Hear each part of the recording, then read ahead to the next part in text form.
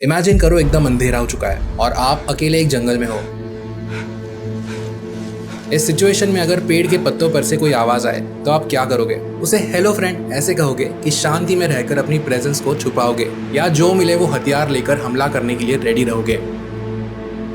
Dark forest theory यही बताती है, जब तक दूसरे के इंटेंशन पूरी तरह से वेरीफाई ना हो सके तब तक उसे रिस्क मानकर चलो। और ये इंस्टिंक्ट जो भी यूनिवर्स में सर्वाइव कर रहा है उन सब पर लागू होती है, जैसे एलियंस। ये idea Chinese sci-fi novel The Dark Forest से आया है। इस बुक के फिक्शनल स्टोरी के नीचे एक लॉजिकल थॉट है, फर्मी पैराडॉक्स के ऊपर। ये पैराडॉक्स पूछता है कि अगर यूनिवर्स इतना बड़ा है, इतना पुराना है, तो बाकी सब कहाँ है?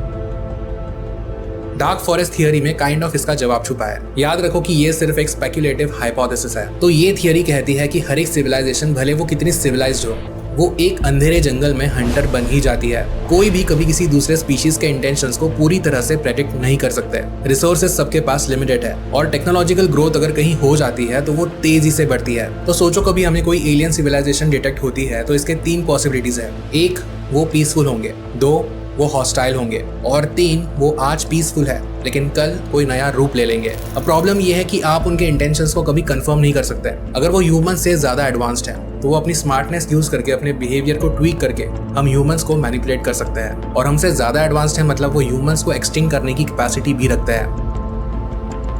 तो गेम थियरी के हिसाब से सबसे सेफेस्ट स्ट्रैटेजी क्या बनती है?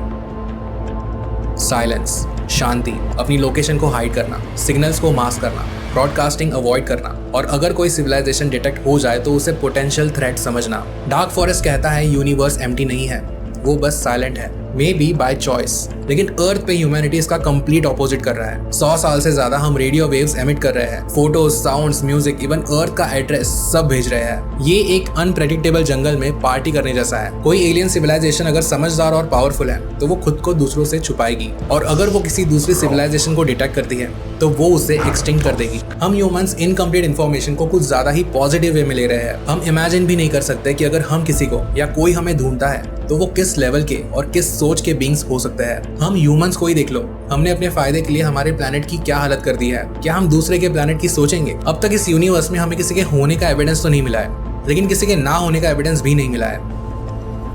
और स्पेस में हमारा किसी से ना मिलना, ये हमारा लक है या किसी की स्ट्रैटेजिक चॉइस?